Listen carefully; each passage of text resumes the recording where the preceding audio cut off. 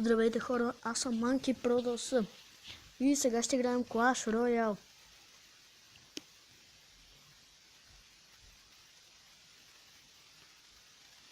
Аз още не съм включен в турнамента, но знаете, след 133 XP ще го отключам. И сега дека ми е принца, Skeleton Army, Giant Skeleton, Inferno Dragon, който е Legendary, Arrows, Hawk Rider, Minion Horde и Wizard. Другите карти са Skeleton, Zap, Fire Spirit, Goblins, Spire Goblins, Minions, Knight, Bomber, Archers, Cannon, Mortal, Tesla, Barbarians, Tombstone, Valkyria, Mушкетар, Mini P.E.K.K.A, Bolt, Battle Ram, Fireball, Furnace, Inferno Tower, Giant, Goblin Hut, Bomb Tower, Rocket, Elixir Collector, Barbarian Hut, Mirror, Rage, Goblin Barrel, Poison, Baby Dragon, Freeze, Witch, Balloon, X-Ball, Lightning, P.E.K.K.A, Golem и това са.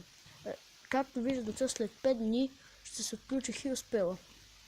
И аз още нямам Royal Giant, който е много добра карта, Elite Barbarian, Mega Minion, Tornado, Dark Prince, The Lock, Ice Wizard, Miner, Princess, Sparky, Graveyard, Wildhound и Electro Wizard. Само тези още ги нямам. Така че, нека продължим с клипа. Пускам тренинг.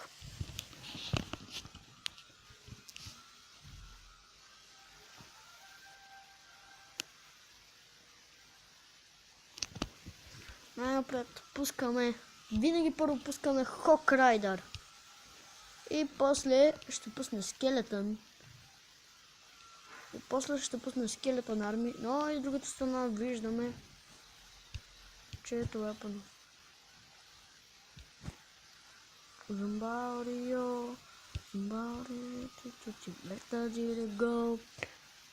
Знаете, сега ще няма да бия кулата, защото Wizard да го пази.